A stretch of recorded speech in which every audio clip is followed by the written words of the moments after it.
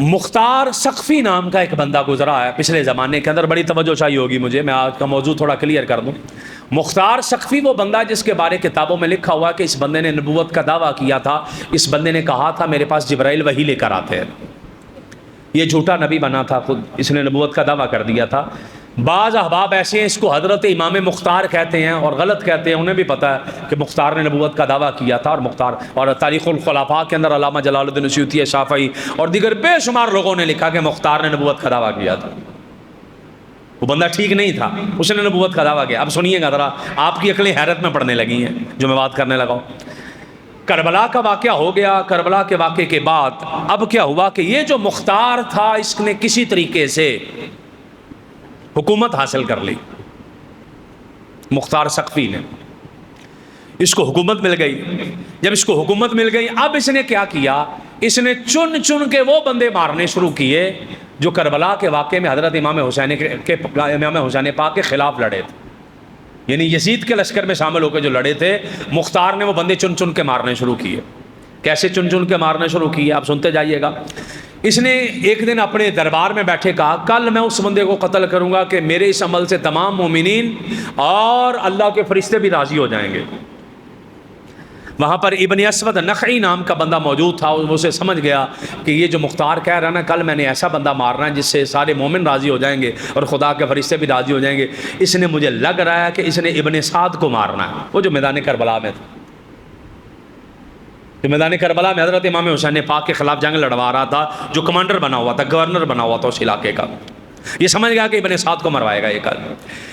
اس نے ابن اسود نے پیغام بھیجا اس کے گھر میں ابن سعد کے، اس نے کہا بچ جا، میں سنا میں نے کہ مختار یہ کہہ رہا ہے کہ میں نے کل ایک ایسا بندہ مروانا ہے کہ جو بندہ ایسا ہے کہ اس کو مارنے سے رب بھی راضی ہو جائے گا اور مومنین بھی راضی ہو جائیں گے۔ ابن سعد نے کہا مجھے کیسے مارے گا، وہ تو بڑا اخلاق والا بندہ ہے، بڑا کردار والا بندہ، بڑا اچھا بندہ ہے، اور مختار کا تو میرے ساتھ تعلق ہی بڑا اچھا ہے، اس نے مجھے کیسے مروانا۔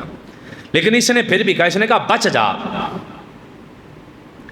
مختار نے جو لفظ بولے ہیں نا وہ بڑے خطرناک لفظ بولے ہیں، تو بچ جا۔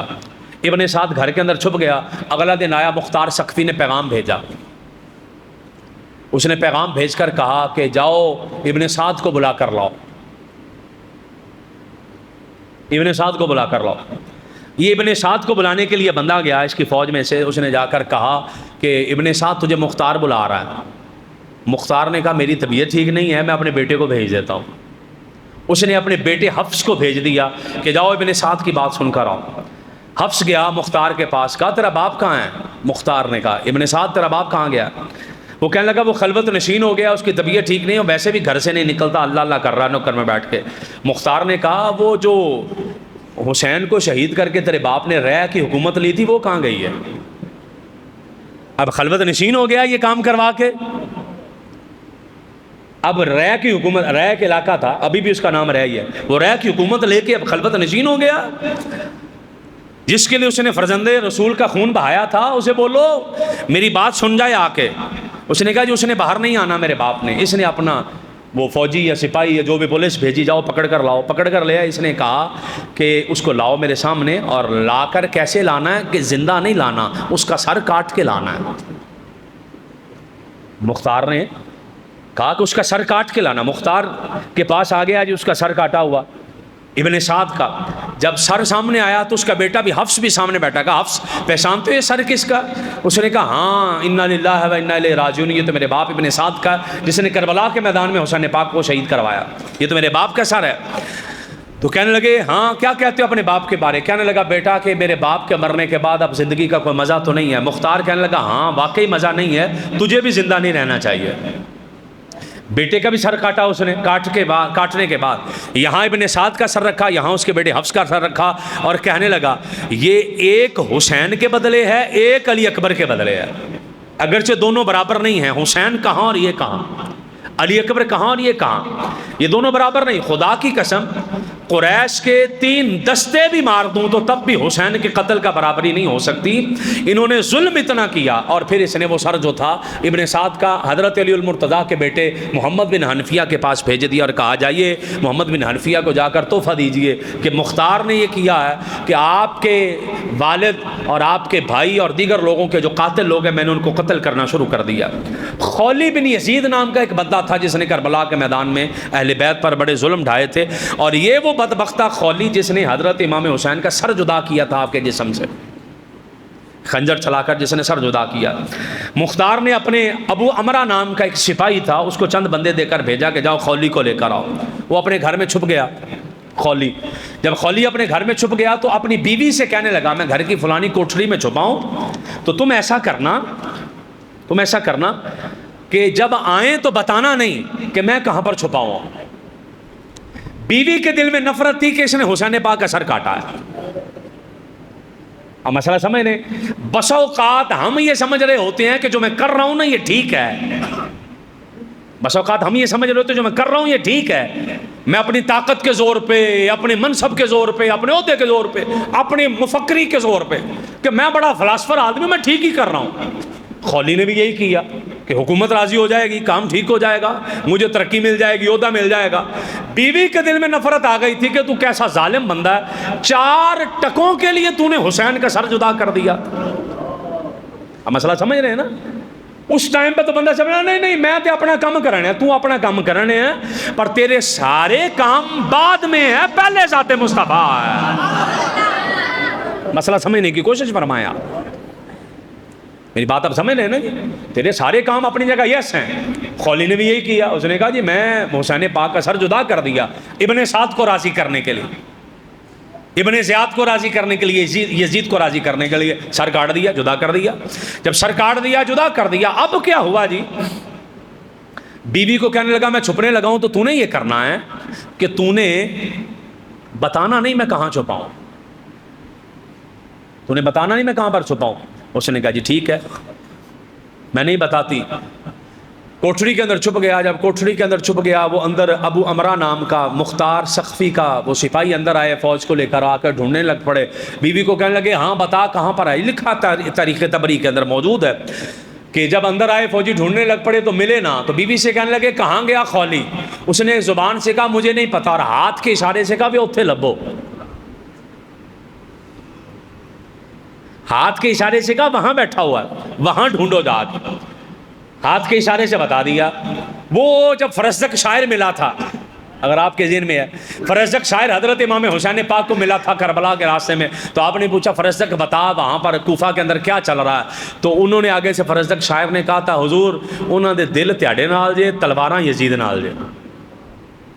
اب سمجھنے بات یہ, دل تیاڑے نال ہے, تلواراں یزید کے ساتھ ہیں. تو یہاں پر بھی بیوی کا دل حسین کے ساتھ ہے. اشارہ کر کے کہنے لگی وہاں ہے. زبان سے کہتی کہ مجھے نہیں پتا وہ کہاں پہ ہے. انہوں نے جا کے ڈھونڈا, زمین کے ساتھ چپٹا ہوا تھا, ایک سر پہ ٹوکرا رکھا ہوا تھا. اس کو گرفتار کیا, گرفتار کر کے مختار کے پاس لے گئے. مختار کوفے کی سیر کر رہا تھا بڑا ظالم مختار سقفی, تھا بڑا زہریلا آدمی. بعض کتابوں میں اس کی آنکھ بھی خراب تھی, شکل بھی بڑی خوفناک تھی, تھا بڑا ظالم آدمی. اس بندے نے سیر کر رہا تھا کوفے کی, راستے میں اسے مل گیا, ابھی خولی مل گیا جی, راستے میں اسے پیغام ملا. اس نے کہا لے آؤ. خولی کو لے آئے. مختار نے سیر کی اور بیچ چوراہے میں خولی آ گیا جس نے سر کاٹا. اس کو لا کر سامنے بٹھایا گیا کہ اس کے گھر والوں کو بھی بلاؤ. گھر والوں کو بھی بلایا. بالکل بیچ چوراہے لا کے اس کی گردن کو اس کے سر سے جدا کر کے کہا اس کو آگ لگاؤ. اس کو آگ لگائی گئی. آگ لگانے کے بعد مختار وہاں پر کھڑا رہا جب تک وہ جل کر راکھ نہیں ہو گیا. جل گیا, سوا بن گیا. جب جل کر سوا بن گیا, راکھ بن گیا, سڑ گیا, تو مختار وہاں کھڑا ہو کے کہنے لگا دنیا کو یہ تو میں بتا رہا ہوں کہ اللہ پاک ایسا بدلہ لیتا ہے ایسے لوگوں سے. انہوں نے میدان کربلا کے اندر ظلم کیے ہیں نا. ہم ترتیب وار چل رہے ہیں, ان کا انجام بتا رہے ہیں کہ اللہ پاک نے ان کے ساتھ پھر کیا کیا. ان کے ساتھ اللہ پاک نے کیا کیا. اس کے بعد وہ شمر تھا. میں تفصیل نہیں لمبی ساری پڑھ رہا, موٹا موٹا بیچ میں پڑھ رہا ہوں. شمر تھا بیچ میں.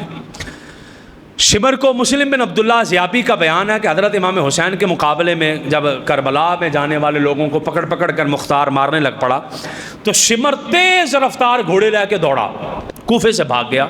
مختار نے اپنا غلام دربی اس کے پیچھے بھیجا، غلام کا نام دربی تھا، اس کو بھیجا جاؤ پکڑ کر لاؤ۔ اس کا گھوڑا شمر کا بڑا تیز تھا، 4 بندے اس نے ساتھ لیے، دوڑائے جا رہا ہے۔ ضربی قریب گیا، شمر نے اٹھا کے مارا زمین پہ، اس کی کمر توڑ دی۔ جو مختار نے بندہ بھیجا تھا نا، شمر نے اس کی کمر توڑ دی، اسے نیچے مار دیا۔ اچھا، مختار جو تھا اس کے سامنے ضربی کو لایا گیا، بھی آپ کا جو بندہ ضربی تھا اس کی تو کمر توڑ دی ہے۔ اس نے کہا ہو اچھا چلو میں کرتا ہوں اس کا علاج، میں اس کا حل نکالتا ہوں، کیا کرنا ہے؟ اس نے کہا کہ ضربی کو مار دیا اس نے؟ ہاں جی مار دیا، جس کی کمر کی ہڈی توڑ دی اس نے۔ اس نے کہا رکو پھر۔ شمر جا رہا تھا، راستے میں کسان آیا، کو پنڈ تھا، اس کا کسان تھا، اس کسان کو پکڑ کے شمر کے ساتھ 4 بندے تھے، اس نے بڑا مارا کسان کو، اور اس کسان کو مار کر کہنے لگا یہ میرا خط لے جا، مسلمانوں کے امیر ہیں مصعب بن زبیر، ان کو جا کر میرا خط دے دے، اور انہیں کہہ کہ شمر کو مار رہا ہے مختار۔ حالانکہ اگر مصعب بن عمیر کو بھی مل جاتا نا یہ شمر تو اس نے بھی مارنا ہی تھا اسے۔ کا خط لکھ کر بھیج دیا کہ جاؤ مصعب بن عمیر کے پاس، اسے جا کر میرا خط لے جاؤ۔ وہ کسان خط لے کر جا رہا تھا، کئی گاؤں سے گزرنا تھا، راستے میں رات آ گئی، گاؤں میں ٹھہرا کسی کسان کے پاس۔ اس کسان نے پوچھا کون ہو، کہاں سے ہو؟ اس نے سارا بتایا، بھی شمر نام کا بندہ ہے، اس نے مجھے مارا ہے، اس نے خط دے کر بھیجا، اور اس نے کہا یہاں چلے جاؤ وہاں چلے جاؤ، یہ کام کرو۔ اس نے کہا اچھا، وہ مجھے رکو ابھی۔ اتنے دیر میں مختار کے بندے ڈھونڈ رہے تھے شمر کو، وہ آ گئے، پیغام لے کر چلے گئے۔ یہ دونوں کسان اس مختار کے بندوں کے پاس شمر کو پکڑا، شمر کو پکڑ کر لے گئے۔ 15 کلومیٹر کا فاصلہ تھا مختار سے اور شمر کے درمیان میں۔ یہ شمر کو پکڑ کر لے گئے، اور شمر رات کے ٹائم پہ گیا، لے کر مختار کے دربار میں پہنچے۔ مختار کے دربار میں پہنچے جب، تو وہاں اس کو پتہ چلا کہ یہ لوگ تو مجھے ماریں گے۔ پکڑنے کا لمحہ یہ تھا کہ شمر رات کے ٹائم پہ سویا ہوا، پکڑا کیسے گیا؟ رات کے ٹائم پہ کوئی پتلے کپڑے پہن کے سویا تھا، اس کے سینے پر سفید داغ تھے شمر کے، وہ کپڑوں سے سفید داغ بھی نظر آتے تھے، ریچھ رہتے تھے اس علاقے میں۔ سوئے ہوئے ہیں، اس کے ساتھ والے بندوں نے کہا ریچھ آ گئے، اس نے کہا ریچھ کوئی نہیں ہے، آرام کرو تم سو جاؤ۔ لوگوں نے کہا ریچھ آ گئے، اس نے کہا کوئی ریچھ نہیں آیا۔ پھر ایک بندے نے اٹھ کے کہا ریچھ نہیں آئے، بلکہ مجھے تو یہ لگ رہا ہے کہ مختار کے بندے آ گئے ہیں۔ اتنی بات کہی، اٹھ کے دوڑا، انہوں نے پیچھے سے پکڑ لیا۔ جب پکڑ کر اس کو پیچھے سے لے کر جانے لگے ہیں، مقابلہ کرنے لگے ہیں، پکڑنے لگا ہے، اس کو پکڑا گیا، شمر پکڑا گیا، مقابلہ کیا، یہ مختار کے دربار کے قریب پہنچ گیا، اس کی سر کو کاٹا گیا، کاٹ کے اس کی لاش کو کتوں کے سامنے پھینکا گیا۔ شمر کی اولاد کو، اس کے سر کو لے کے مختار کے دربار میں